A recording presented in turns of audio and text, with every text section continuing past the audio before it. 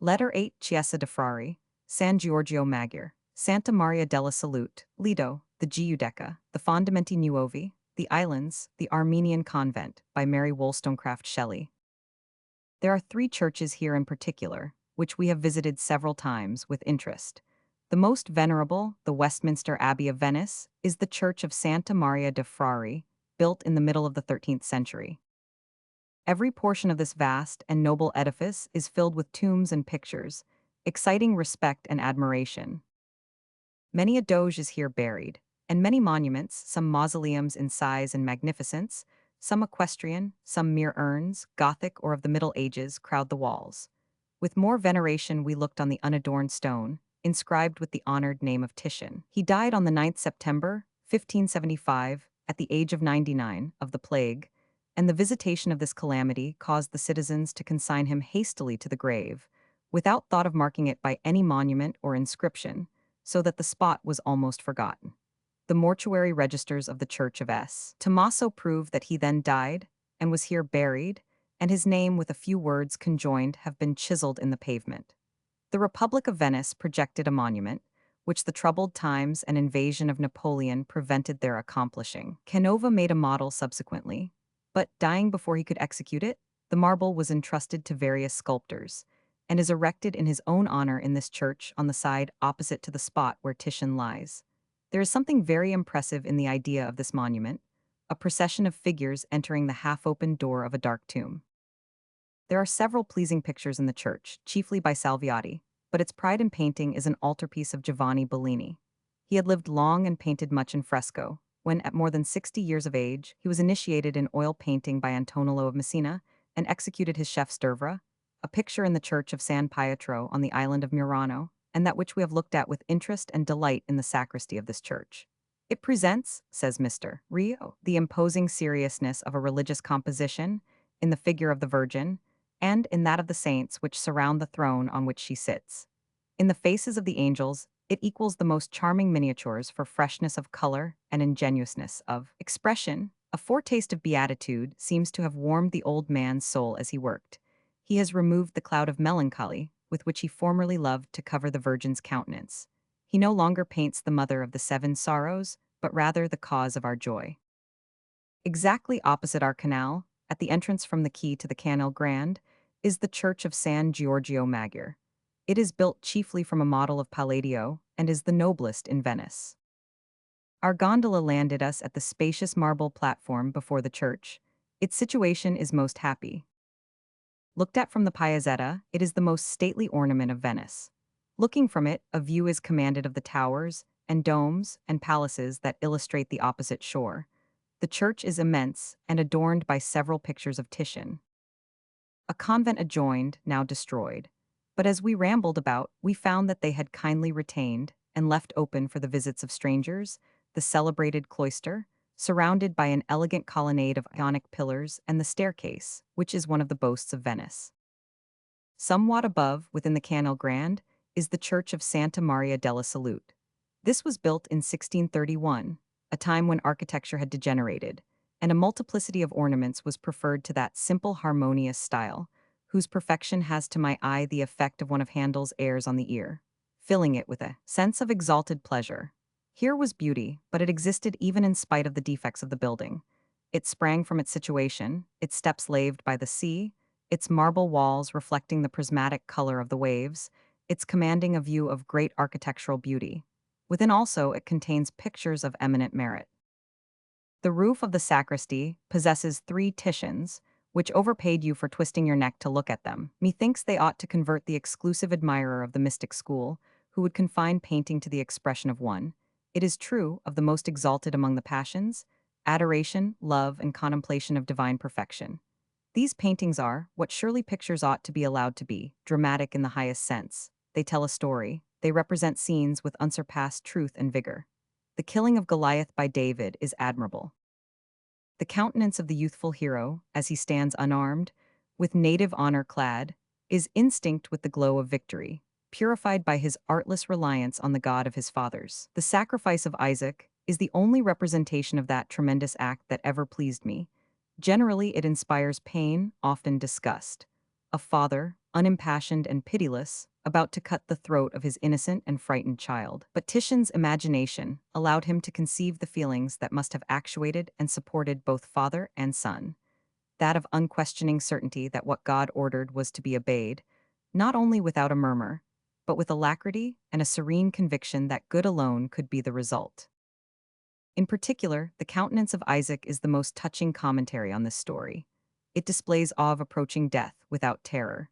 It is solemn, and yet lit up by that glance into eternity, an unquestioned resignation to a will higher and better than his own, which alone could sanctify the horror of the moment. But perhaps surpassing these in power is the death of Abel. Usually you see a man striking his brother the death blow, as it seems, with cold-blooded brutality. Here you behold the wild frenzy that transported the fratricide out of himself. I have seen the passion of violent and terrible anger well expressed in two pictures only, this one, and that at Berlin, where the Duke of Gelders clenches his fist at his father. One day, in one of our many rambles, we tried to get into a church, but it was at the worst hour for such a visit, between 1 and 4, when the churches are closed. We tried to find the sacristan when a workman came to us. "You cannot get in there," he said, "but I will show you something." He took us to the building at which he was at work, a convent for Dominicans. The French, during their rule, suppressed all the convents. They are being revived, even in Lombardy, where, till lately, there were none. There was nothing attractive in a modern house divided off into narrow cells, two of which were windowless, and pointed out as luoghi di castigo by our guide. But it was curious, whether satisfactory or not, I leave to others to decide, to see this building, narrow of dimensions, mean in its proportions, altogether insignificant in size and aspect, replace the stately edifices in which monks of olden time passed their fives. The Church of the Jesuits is in the ornate style dear to this order, and is even in worse taste than usual. Before the high altar is spread the imitation of a carpet, formed of party-colored marbles. Even the pictures, many of which are by Palma, that hang around, are robbed of their beauty by their juxtaposition to heavy, inelegant ornaments.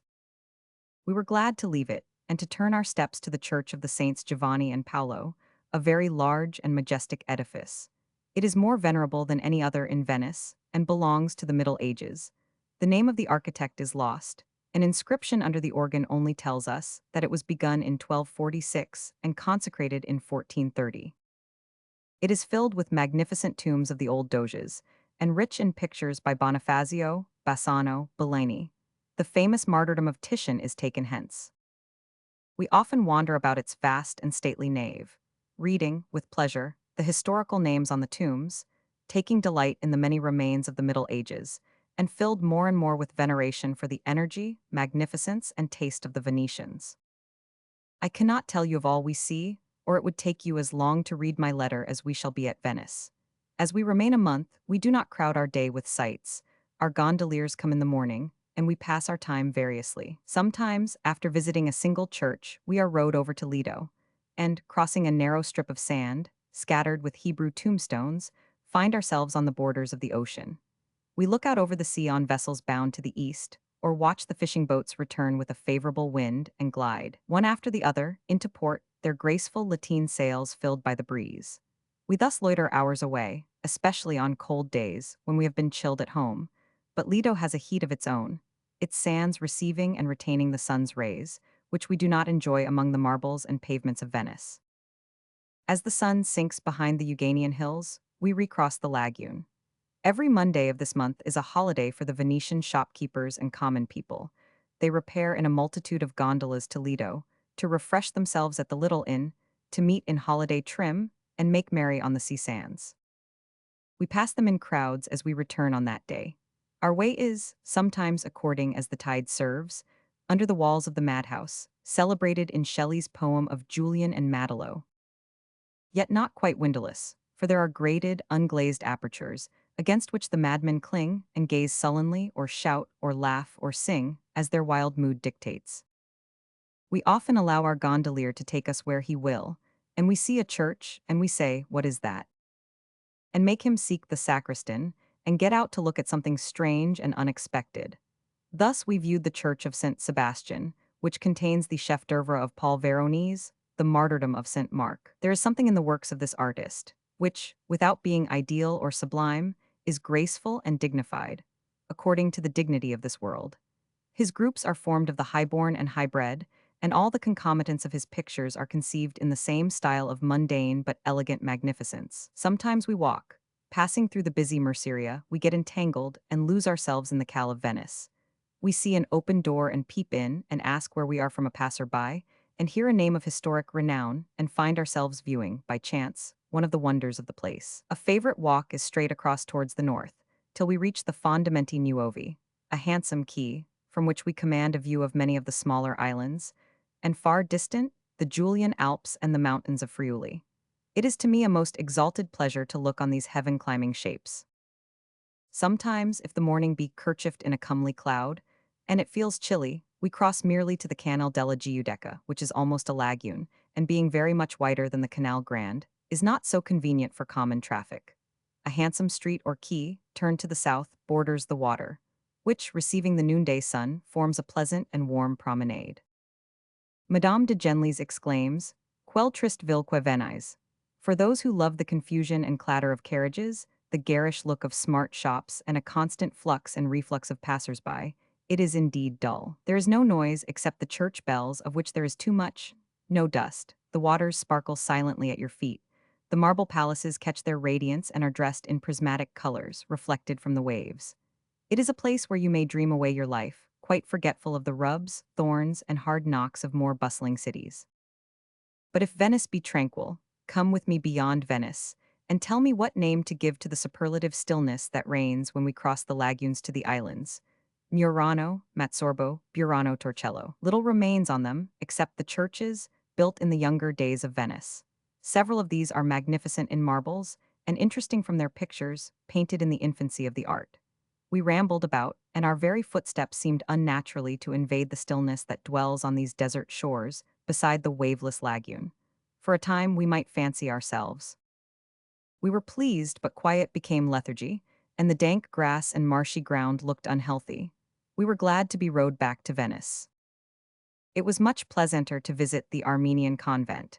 This is the beau ideal of gentlemanly and clerical seclusion. Its peaceful library, its cultivated and shady garden, the traveled tastes of its inmates, who all come from the East and are not imprisoned by their vows, but travel on various missions, even as far as that Ultima Thule which we consider the center of all busy life, the view of the domes and towers of Venice, and further still, of the Euganean hills to the west and of the Alps to the north, the sight you caught of some white sails on the far ocean. All this gave promise of peace without ennui, a retreat but not a tomb. Thus I dwell on the beauty, the majesty, the dreamy enjoyments of Venice. I will now endeavor, though the time I stay is too short to enable me to observe much, to tell you something of the Venetians.